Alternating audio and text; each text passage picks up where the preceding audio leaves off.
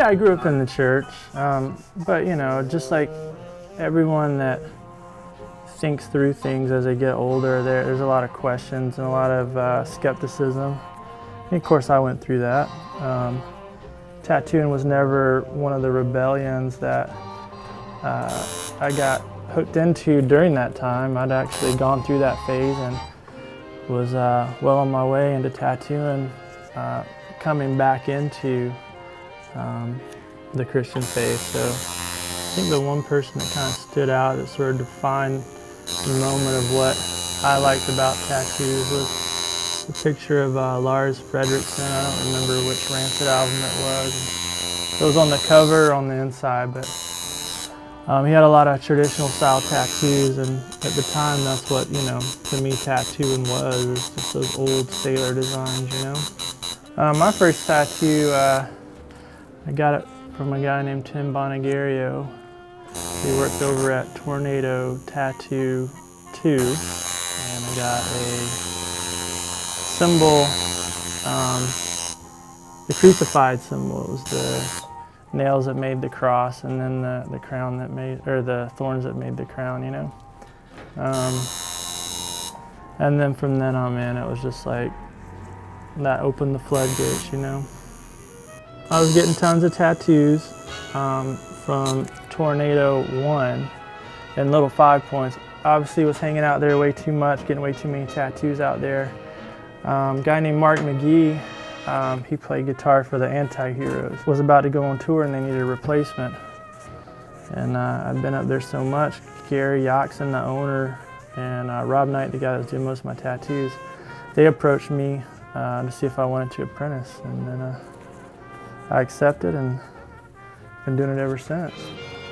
I really just fell in love with the process for the tattoo, like getting tattooed, watching the whole process of getting set up, the stencil, putting it on, you know, the lining and then the shading or the filling in, you know. I still love that today. You know, I've been tattooing almost 15 years now.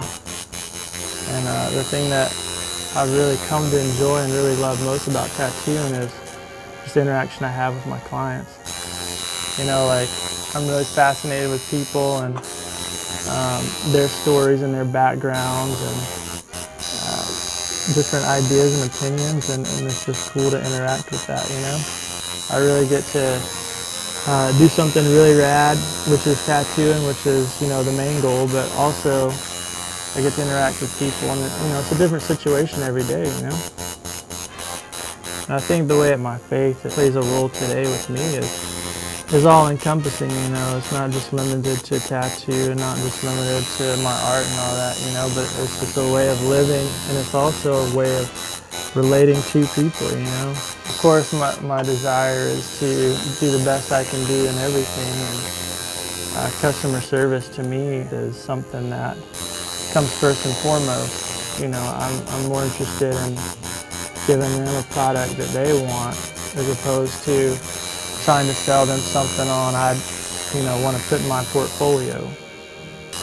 The main reason I opened up this place was just family motivated. I got 3 kids. I got a 3-year-old boy, and I've got 6-month-old twins. And I really enjoyed my job over at Timeless, working for Szumski. It was just a great experience, a great time, and I respect him, and you know, I want to be respectful of the person I'm working for. So, you know, working until 10 o'clock at night, I just didn't feel like I was going to be available to my family the way that they needed me. So opening up here was a way to sort of be more available to them and give them, you know, more of a present dad. And plus I'm wall-to-wall with my wife's hair salon. So it just seems like a perfect opportunity to put down roots and sort of start this business and see where it goes. And it's an honor to be a tattooer and be a part of this community and be a part of this trade. You know, I hope, as far as giving back, I hope that just doing the best I can do and doing, you know, top quality tattoos, and you know, just giving the client a good experience will give back to tattooing a good name. It'll give it a good social face. You know, people won't be so worked up about tattooing or going into a tattoo shop, you know, and intimidated. So I just hope to give tattoo a good name. Well, tattooing when I first started, and even before I started, was definitely punk rock culture, which I was a part of growing up, and or just musicians in general got tattooed. Obviously still get tattooed. Certainly that's changed now. Some of the clients I've had since the tattoo shows have been on, which has really been a great thing for tattooing because it's exposed whole new cultures, whole new social groups to tattooing. It's made it more accessible and more acceptable to these groups. You know, I've tattooed lawyers, I've tattooed brain surgeons, I've tattooed doctors, any type of professional person that would wear a suit and tie. You know, I've certainly tattooed those people also. So it's definitely changed in that respect. So for the tattoo community as a whole and tattooers in general, that's a good thing because the scope of our clientele has certainly broadened.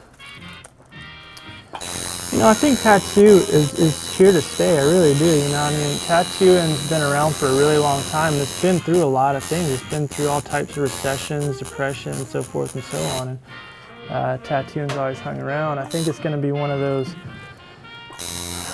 cultures that people are always intrigued with. There's a whole generation of, you know, 18-year-olds that discover that tattooing is very relevant in. And I just think it's always going to be there. You know, it may come and go as far as mainstream popularity or mainstream spotlight, but tattooing's always going to be a part of our culture, I think.